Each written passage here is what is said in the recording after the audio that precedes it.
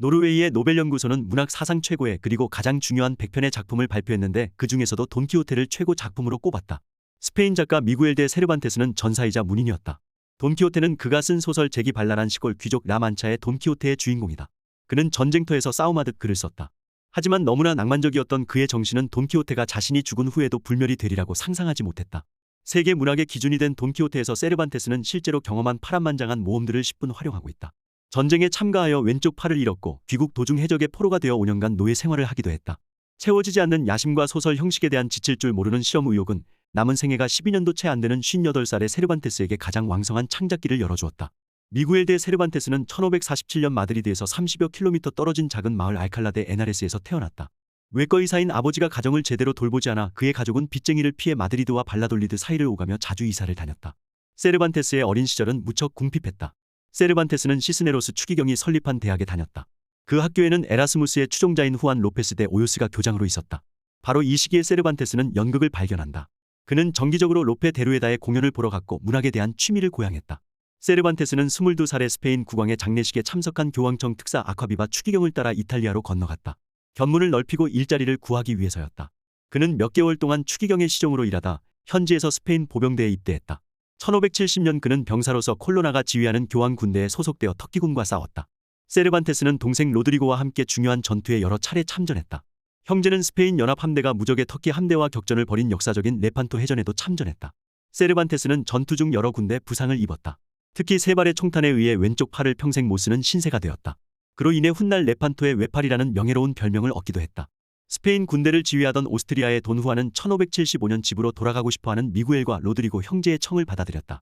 형제가 스페인으로 돌아가기 위해 마르세유에 다다랐을 무렵 알제리의 왕을 자처하는 해적들에게 납치당하는 사건이 일어났다. 두 사람은 이 사건으로 무려 5년 동안이나 감옥의 포로로 붙잡힌 신세가 되었다.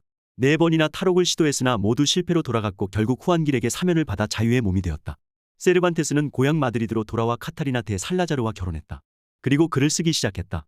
처음 쓴 희곡들은 군대와 포로 생활에 대한 경험을 토대로 한 것이었다.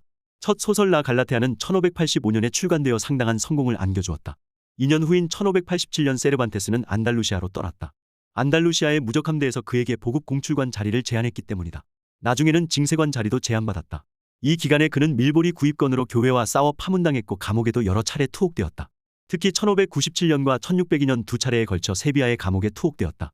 하나는 세무공무원 시절의 회계 문제가 이유였지만 또 다른 투옥은 죄목이 밝혀지지 않았다. 어쨌든 세르반테스는 바로 이 시기에 돈키호테라는 인물을 구상했다. 동생 로드리고는 1600년에 플랑드르 지역에서 벌어진 딘 전투에서 전사했다. 누이들은 지나치게 자유분방한 행실 때문에 재판을 받아야 했다. 세르반테스는 쉬지 않고 글을 썼다. 드디어 그의 나이 58살이 되던 1605년 자신의 최고 걸작 라만차의 현명한 귀족 돈키호테를 출간했다. 이 장대한 이야기는 그의 이름을 후세에 남기는 계기가 되었다. 그 당시에는 매우 적은 독자들만이 이 책을 읽었지만 같은 제목의 연극이 크게 성공을 거둠으로써 책을 읽지 못하는 가난한 계층에까지 작품이 널리 퍼지게 되었다. 돈키호테는 기사문학에 심취한 시골 귀족으로 저 유명한 시동 산초 판사를 거느리고 방랑 기사를 자처한다. 그는 로시난테라는 말을 타고 가상의 적들을 찾아 스페인 곳곳을 헤맨다. 돈키호테는 자신의 꿈에 빠져 양떼를 적군으로 착각해 공격하는가 하면 풍차를 거인이라고 여겨 달려들기도 했다. 그는 몽상에서 허름한 여인숙은 마법에 걸린 성이며 시골 처녀는 구해주어야 할 아름다운 공주다. 심지어 그는 전혀 보지도 못한 둘시네아 델 토보소라는 아가씨에게 사랑과 정절을 맹세하기까지 한다. 두 주인공은 기행을 일삼으며 이곳저곳을 망쳐놓는다. 그들은 여행을 하면서 생생하게 그려지는 고위계층들을 만나는데 이 인물들이야말로 황금시대를 산 스페인의 사회적 초상들이라 해도 과언이 아니다. 돈키호테는 모든 사람들에게 빈정을 사지만 그러한 반응을 무시한 채 죽음을 무릅쓰고 완벽에 대한 탐색을 밀어붙인다. 그는 현실을 모르고 궁정식 사랑이라는 기사적 유토피아에 빠져 사는 이상주의자의 상징이 된다. 이 작품이 여러 나라 말로 꾸준히 번역되면서 스페인의 열광은 유럽 전체로 퍼져나갔다. 돈키호테는 신화가 되었고 저자 세르반테스도 유명해졌다. 작품이 얼마나 큰 성공을 거두었던지 이 시골 귀족의 모험을 다룬 해적판 속편들이 나돌 지경이었다. 세르반테스는 모범소설집 파르나소로의 여행과 그의 가장 뛰어난 희곡들인 라 누만치아 8편의 희곡과 8편의 막간극을 발표하면서 성공에 성공을 거듭했다. 하지만 개인적인 삶은 즐겁지 못했다. 절친한 이들이 세상을 떠나 외로움을 맛보고 있었다. 1615년 돈키호테 2부가 출간되었다. 그의 나이 74이었다. 세르반테스는 이 작품에서 주인공이 죽는 것으로 설정했다. 또 다른 후속작이 나오지 못하도록 하기 위해서였다. 세르반테스는 1616년 4월 23일 영광의 정점에서 세상을 떠났다. 향년 69. 우연히도 영국의 대문호 셰익스피어가 같은 날 타계했다. 돈키호테는 오랜 세월을 뛰어넘어 오늘날까지 남아있다. 연극과 영화로 각색된 횟수만도 셀 수가 없다.